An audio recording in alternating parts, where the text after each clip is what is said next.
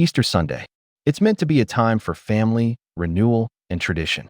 But as the senior royals gathered at Windsor for the annual service on April 5th, 2026, a glaring absence spoke louder than any sermon. This wasn't just a scheduling conflict or some private family matter. No, this was a public statement, a deliberate and calculated act of exclusion. In the starkest move of his reign yet, King Charles had just delivered his most brutal message to his disgraced brother, Andrew Mountbatten Windsor. The message couldn't be clearer. There is no longer a place for you, not even on the most sacred of family holidays. This Easter marks a definitive line in the sand, a point of no return that shows the brutal reality of King Charles' new, no-tolerance monarchy. The House of Windsor has decided that to save the crown, it must first be willing to amputate a limb. On the morning of April 5th, 2026, the world's cameras were glued to the pathways leading to St. George's Chapel in Windsor. What we saw was a picture of choreographed royal unity. King Charles and Queen Camilla led the way, a vision of stability. Right behind them was the clear future of the monarchy, a confident Prince William and a radiant Kate Middleton, with their 3 children, Prince George, Princess Charlotte, and Prince Louis, who was busy charming onlookers and shaking the Dean's hand.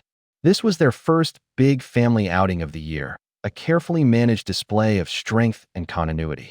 The ranks were filled with the steadfast princess and her husband, the ever-reliable Prince Edward and Sophie, Duchess of Edinburgh, and even Peter Phillips with his new fiancée, Harriet Spurling. It was a full-throated demonstration of the core royal family. But the real story wasn't about who was there.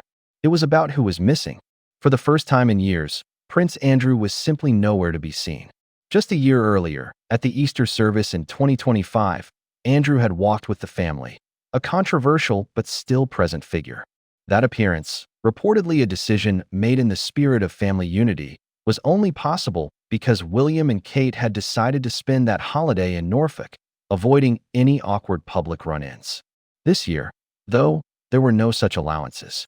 William and Kate were back, front and center. And Andrew was out, completely erased from the family picture. The absence was deafening. It was even more pointed because Andrew's daughters, Princess Beatrice and Princess Eugenie, weren't there either.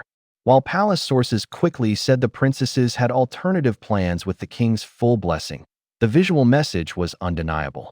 The entire York branch of the family had been sidelined. This wasn't just about Andrew anymore.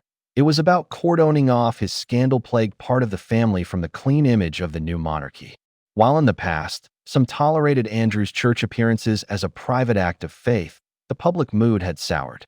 The institution could no longer afford what its critics called guilt by association. This Easter Sunday was the monarchy's public response, a silent but massive shift in strategy. To really get the brutality of this Easter snub, you have to look back at the catastrophic collapse of Andrew Mountbatten Windsor's life over the last few months. The man who was once a celebrated Falklands War hero and Queen Elizabeth II's supposed favorite son had become the single greatest threat to the House of Windsor's reputation since the abdication crisis. The final chapter began in late 2025 when the dam of royal protection finally burst. The catalyst was the release of a staggering 3.5 million pages of files related to the late convicted sex offender, Jeffrey Epstein. As journalists and investigators dug through that mountain of documents, new, deeply troubling details about Andrew's dealings came to light. The slow drip of scandal turned into a tidal wave. In October 2025, facing enormous public and political pressure, King Charles was forced to take historic action. Buckingham Palace announced that Andrew would be stripped of his birthright titles. Through a formal decree from the monarch known as a letters patent, Andrew Mountbatten Windsor stopped being a prince and was no longer styled as His Royal Highness. His name was officially struck from the roll of peerage, ending his time as the Duke of York.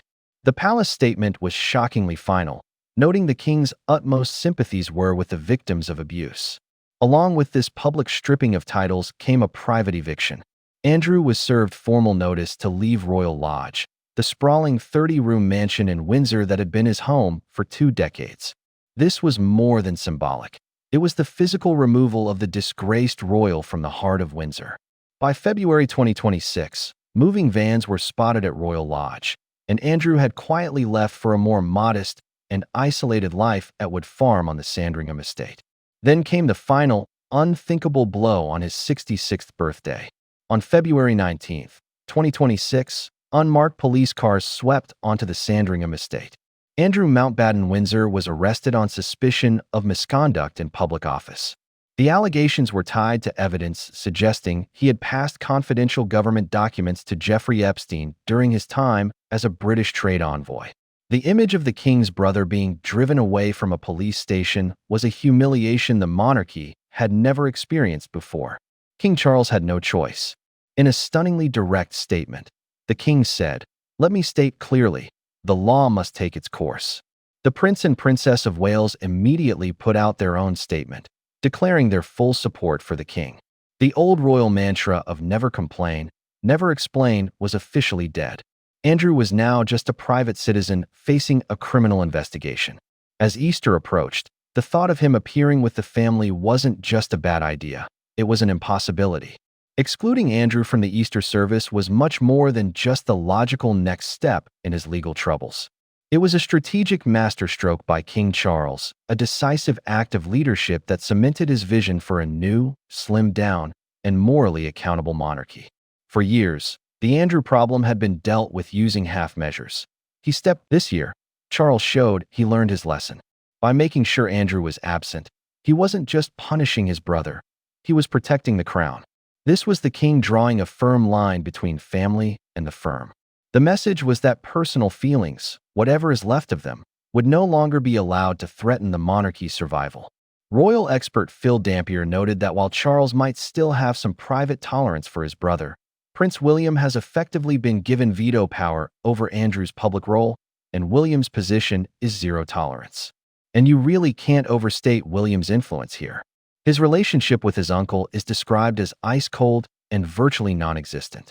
For years, William has seen Andrew as a major reputational threat and has actively pushed for him to be completely cut out of all family activities. Royal insiders suggest William's position hardened after Andrew allegedly made disparaging remarks about Kate Middleton. From that moment on, the fiercely protective William put a zero-tolerance policy in place. One source even claimed William never much liked his uncle and had questioned his value to the monarchy long before the Epstein scandal ever broke. The 2026 Easter gathering was the perfect stage for William and Charles to present their united front. With William and his popular, picture-perfect family back at the Easter service, the monarchy could project an image of idyllic continuity. Their presence filled the void Andrew left, replacing a symbol of scandal with a symbol of hope and stability.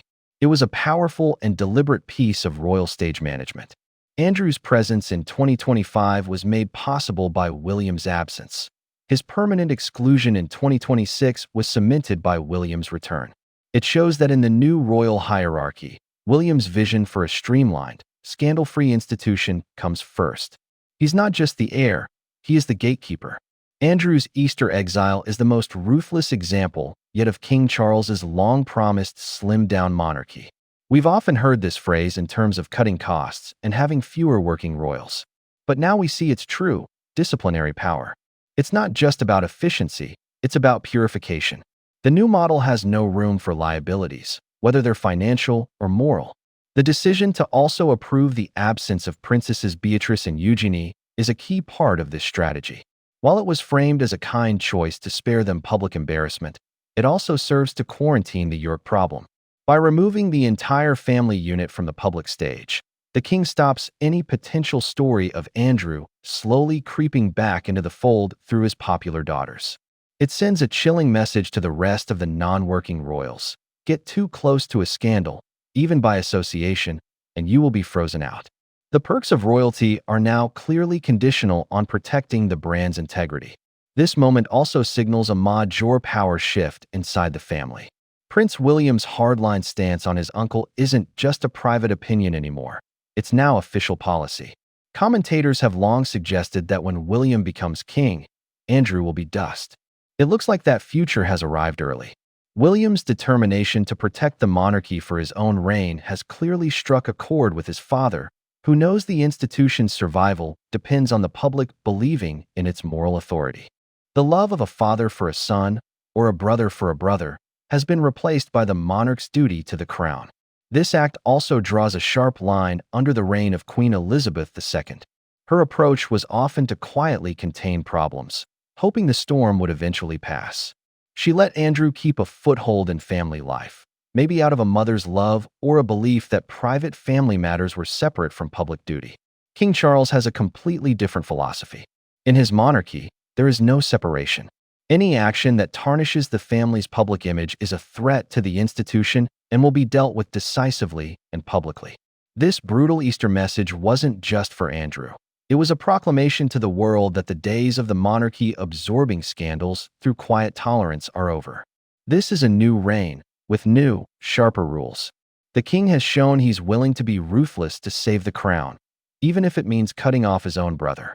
The empty space where Andrew Mountbatten Windsor should have been at the 2026 Easter service was the final act in a catastrophic fall from grace. From having his titles stripped in October 2025 to his eviction from Royal Lodge and his shocking arrest in February 2026, the path was leading to this one, final, public humiliation. King Charles, with the full support of his heir, Prince William, used this highly public family gathering to deliver a clear verdict. There is no way back for his brother. This wasn't just about one man's mistakes. It was a calculated act of survival. It was the public demonstration of a new, ruthless philosophy designed to protect the monarchy at all costs.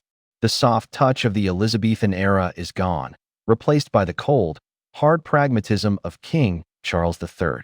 A line has been drawn, not in the sand, but in stone. This is a turning point for the royal family, a moment that will likely be remembered as the day the king chose the future of the crown over his own blood. But questions still remain. Do you believe King Charles made the right decision? Was this public shunning a necessary act to save the monarchy, or was it a step too far? We want to know what you think. Head down to the comments section and share your thoughts. And if you want to stay up to date with all the latest analysis on the royal family, make sure you subscribe to our channel and hit that notification bell so you never miss an update.